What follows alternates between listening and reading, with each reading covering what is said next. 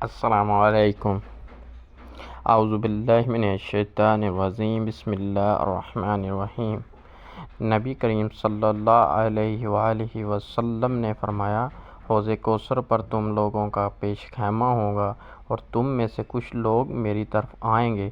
جب میں انہیں حوض کوثر کا پانی دینے کے لیے جھکوں گا تو انہیں میرے سامنے سے کھینچ لیا جائے گا۔